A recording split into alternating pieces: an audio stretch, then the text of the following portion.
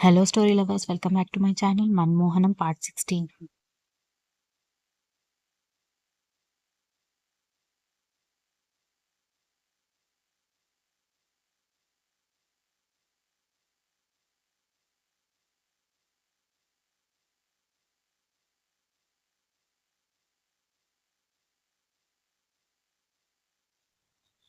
పెళ్లికి 5 రోజులుండడంతో పెళ్లి కూతురు అయిన ఆద్య బయటకెళ్ళకూడదని స్టిచ్చింగ్ కోసం టైలర్ షాప్‌లో ఉన్న బ్లౌజులు తెమ్మని అడిగింది ఆద్య సంధ్యని.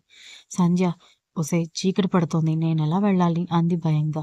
ఆద్య కాసేపు ఆలోచించి "నాని భయ్యాని తీసుకెళ్ళు" అంది. సంధ్య తలదొంచుకొని "నాని గారిని తీసుకెళ్ళాలా?" అంది.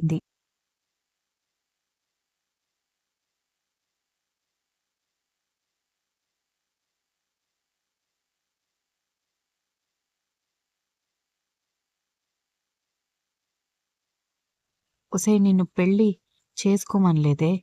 అంత మొహమాట పడుతున్నావెందుకు? అంది ఆద్య. సరే రమ్మను అంది సంధ్య. ఆద్య నానిని పిలిచి భయ్యా కొంచెం మా సంధ్యకి తోడుగా టైలర్ షాప్ వరకు వెళ్ళగలరా? అంది. నాని సంధ్యని చూసి తలొంచుకొని నేనా? అన్నాడు. ఆద్య అయోమయంగా అసలేమైంది మీకు? ఎందుకు ఇద్దరూ అంత ఇబ్బంది పడుతున్నారు? అంది.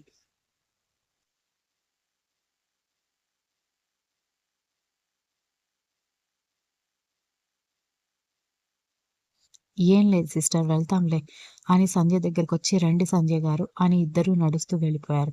ఆద్య, స్నేహ దగ్గరికెళ్ళి నాని, సంధ్య ఏదో విషయానికి ఇబ్బంది పడుతున్నారని చెప్పడంతో "నీకింకా విషయం తెలీదనమాట" అంది. "నాకు తెలియని అంత పెద్ద మాటేంటి?" అంది ఆద్య.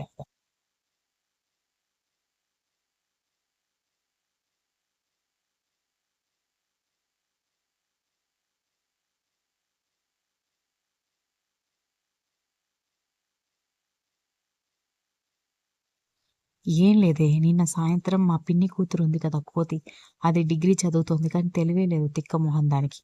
దాగుడు మూతలు ఆడదామని సంధ్యని ఇంకా కొంతమంది పిల్లల్ని తీసుకెళ్ళి ఔట్ అయిన వాళ్ళు కళ్ళకి గంతలు కట్టుకొని కట్ పట్టుకున్న వాళ్ళని కౌగిలించుకొని ముద్దు పెట్టుకోవాలి అని చెప్పిందట.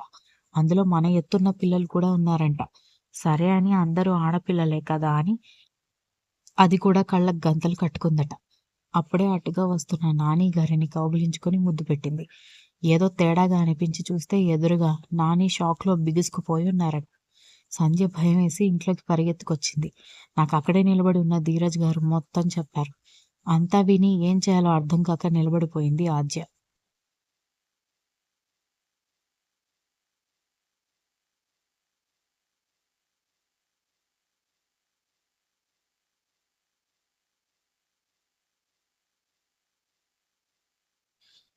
నాని, సంధ్య సైలెంట్‌గా నడుస్తున్నారు.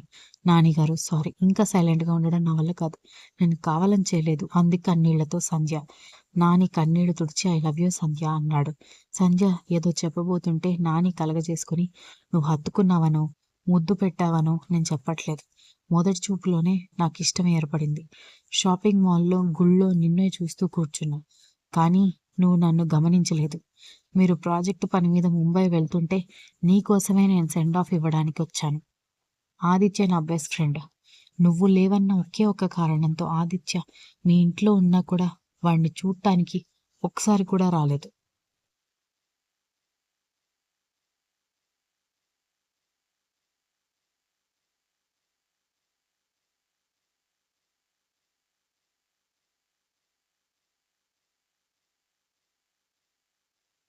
మీ నాన్న చనిపోయి ఆద్య నిన్ను తీసుకొచ్చినప్పుడు నీ మీద జాలేసింది.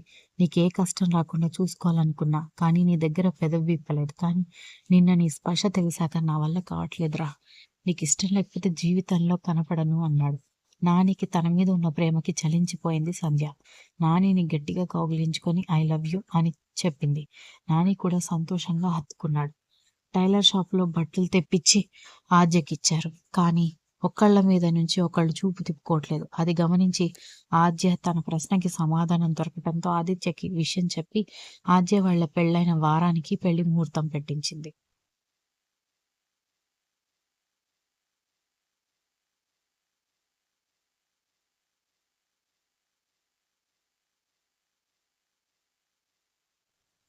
సంధ్య ఆద్యని కౌగిలించుకొని నువ్వు మా అమ్మవే అంది ఆద్య. నేనంత ముసల్దానిలా కనపడుతున్నానా అంది. అందరూ ఫక్కున నవ్వారు. ఆదిత్య ఒక్కటిచ్చి నీలో వాళ్ళమ్మని చూసుకుంటున్నా అంటోంది రాక్షసి అన్నాడు.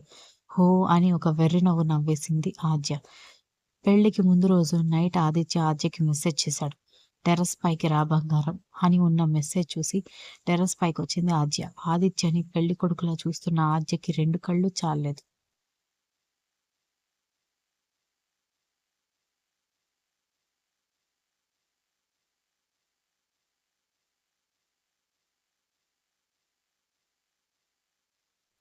ఆదిత్య అని పిలిచింది. వెండి వెన్నెల అందాలని చూస్తున్న ఆదిత్య తన ప్రియసఖి పిలుపుల సుమాలు తగలగానే మైమరుపుతో వెనక్కి తిరిగాడు. పట్టుచీర ఎక్కువ తక్కువ కాకుండా ఉన్న నగలతో మహాలక్ష్మిలా ఉన్న ఆద్యను చూడగానే ఒక్క ఊదుటున తన కౌగిలిలోకి తీసుకున్నాడు. ఎలాంటి అభ్యంతరం చెప్పకుండా అతని సాంగత్యంలో సేద తీరుతోంది ఆద్య. రేపటితో నువ్వు నా దానివి బంగారం. నేను చచ్చినా వదలను అన్నాడు ఆదిత్య. ఆద్య కన్నీళ్లతో ఇంకా గట్టిగా హత్తుకుంది. తన నెచ్చలి కన్నీటి తడి తెలిసి ఆద్య ముఖాన్ని పట్టుకొని ఆమె కళ్ళపై తర్వాత పెదాలపై చిరుముద్దిచ్చాడు. ఆద్య పెదాలు వికసించాయి.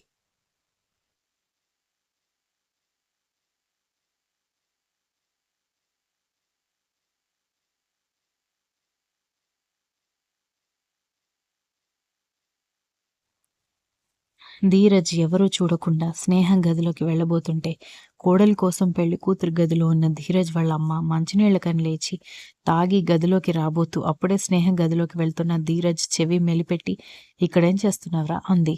వాళ్ళ అమ్మని చూసి కంగుతిన్న ధీరజ్ అమ్మా అది అది అని నసుగుతూ ఉంటే వీళ్ళ అలకడికి అందరూ లేచి అక్కడ జరుగుతున్న సీన్ అర్థమై నవ్వుకున్నారు గట్టిగా.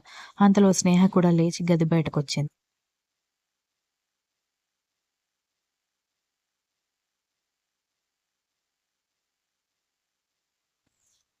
ఓ పెద్దావిడ స్నేహం చూసి అమ్మాయి మీ ఆయన నిన్ను చూడకుండా ఉండలేక దొంగతనంగా వచ్చాడని నవ్వేసరికి సిగ్గుతో చితికిపోయింది స్నేహ. చెవి నొప్పితో ఉన్న ధీరజ్ని చూడగానే కంట్లో నీళ్లు సుడులు తిరిగి అత్తమ్మ ఆయన చెవి నొప్పెడుతుంది అంది. ఆవిడ ఆశ్చర్యపోయి స్నేహకి మెటికలు విరిచి ధీరజ్తో నువ్వు పోరా అంటుంది. ధీరజ్ స్నేహ వైపు దీనంగా చూస్తాడు. స్నేహ బాధగా వెళ్ళండి అని సైగ చేసింది.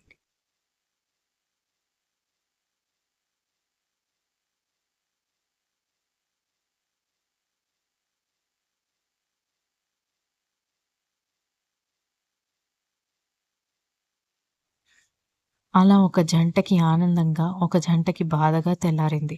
తెల్లవారుజామున ఆద్య డౌట్ రాకుండా రూమ్‌లోకెళ్ళిపోయింది. ఆ రోజు సాయంత్రం పెళ్లి ఆదిత్య, ధీరజ్‌లను చూడ్డానికి 2 కళ్ళు చాలట్లేదు. సాక్షాత్తు శ్రీ మహావిష్ణువు 2 రూపాల్లో కూర్చున్నట్టుంది. ఆదిత్య, ధీరజ్ పూజ చేస్తూనే స్నేహ, ఆద్యల కోసం వేచి చూస్తున్నారు. గౌరీ పూజ చేయించి, చీరలు మార్పించి, నగలు పూల జడ వేసి, చేతిలో కొబ్బరి బోండంతో మండపంలోకి తీసుకొచ్చారు అమ్మాయిలను.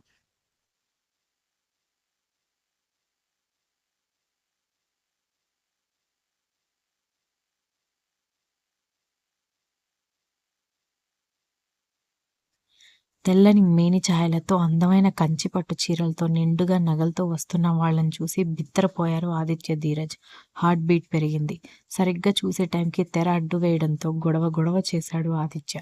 వాళ్ళ పిచ్చిని చూసి నవ్వుకుంది ఆద్య. అలా పెళ్లి తంతు ముగిసింది. కార్యం కూడా అయిపోయింది. సంధ్య, నానీల పెళ్లి కూడా ఉండడంతో ఆ రెండిళ్ళకి పచ్చటి తోరణాలు నెల రోజుల వరకు వాడలేదు. అలా వారానికే నాని, సంధ్యల పెళ్లి జరిగిపోయింది. నాని ఆదిత్య కంటే ఎక్కువ అల్లరి చేశాడు పెళ్లిలో.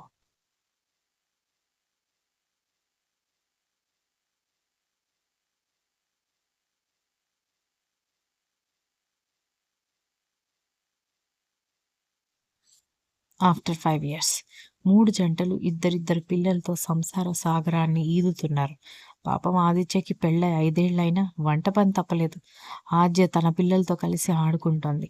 స్నేహ, ధీరజ్‌లు వాళ్ళ బిజినెస్‌లు చూసుకుంటున్నారు. సంధ్యకి అన్నీ తానే ప్రేమని పంచుతున్నాడు.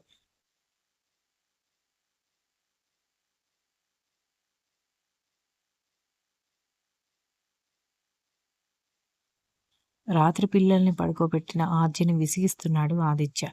అలా 3 జంటలు ముద్దు మురిపాలు, గిల్లి కజ్జాలతో హాయిగా ఉన్నారు. సమాప్తం.